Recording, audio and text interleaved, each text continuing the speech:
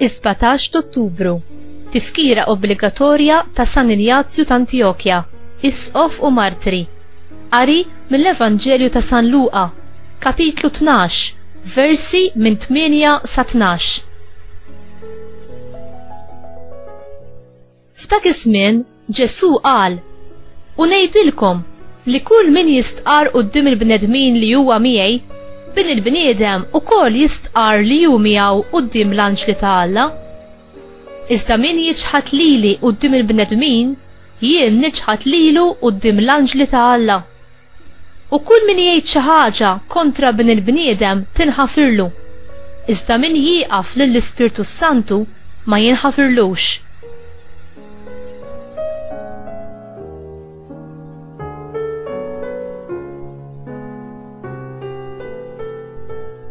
Meta jeħdukom quddiem is-sinagogi u l-kapijiet u s-setat, toqgħodux tħabblu raskom kif sejrin twieġbu jew x'sejrin tgħidu, għax l-Ispirtu Santu jgħallimkom dak il-ħin stess x'għandkom tgħidu.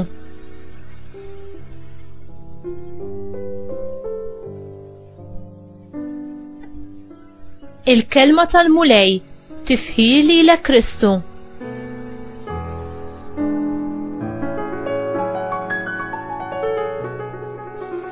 X'inhu id-dnub li ma jinħafirx u li Ġesu iwissina dwaru biex nevitawh?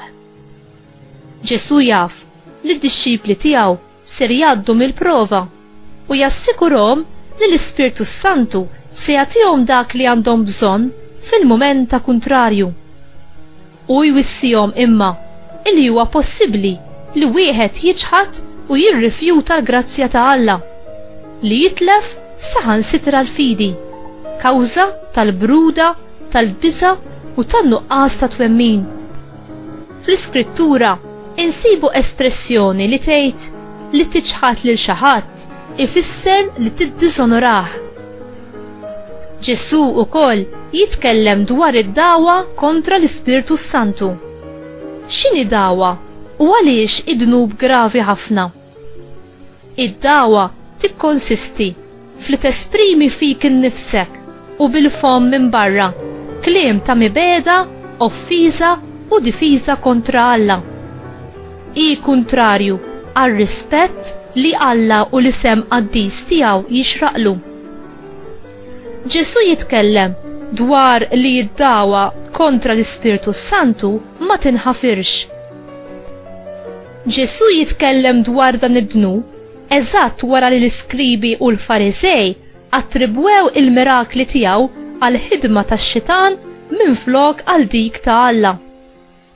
Dnub jista' biss jiġi maħfur jekk ikun hemm indiema sinċira u qrara tajba.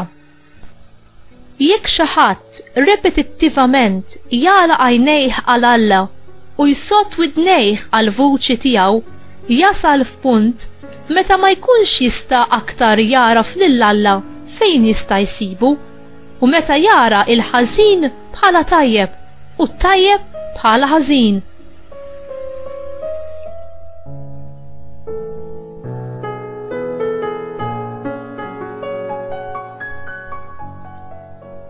Li tibża mid-dnub fl-istess waqt huwa sinjal li inti m'intix mejjed għal Alla u inti konxju tal-bżonn tal-grazzja u l-ħniena ta' Alla f'ħajtek.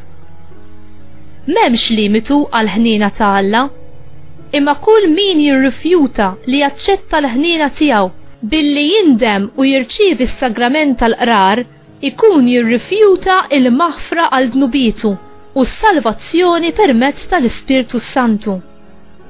Alla jagħti l-grazzja u l-għajnuna lil kull min jitlu bielu b'mod sinċir permezz tas-saċerdot fil-qrar. Li taqta' qalbek mill-ħniena ta' Alla u tirrifjuta li żżomm il-bogħod mid-dnub u n-nuqqas ta' twemmin jirriżulta mis-supervja u n-nuqqas ta' tama f'Alla. X'inhi l-bażi tat-tama u l-fiduċja tagħna f'Alla? Il-mewt ta' Ġesu fuq is-salib rebħet għalina is-salvazzjoni u l-adozzjoni tagħna bħala uliet Alla. L-imħabba u l-ħniena ta' Ġesu il-maħfra ta' dnubiet u d-don tal-Ispirtu Santu huma mogħtija b'xejn lil dawk li jarfu lil Ġesu bħala sidhom u s-Salvatur tagħhom. U inti fejn qed tpoġġi t-tama żgura tiegħek?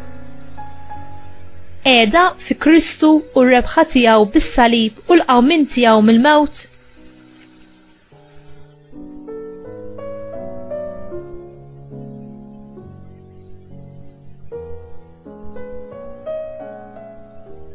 Mulej Ġesu, inti it-tama u s-salvazzjoni tiegħi.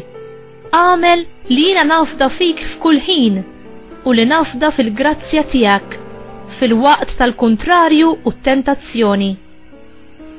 Aziza Marija, Om ħelwa tiegħi, itlob għalija u flimkien miegħi biex in-nar tal-Ispirtu Santu jaqbad f'qalbi u jimlini b'imħabba sinċira u tħeġġeġ għal ibnek u għalik. Amen.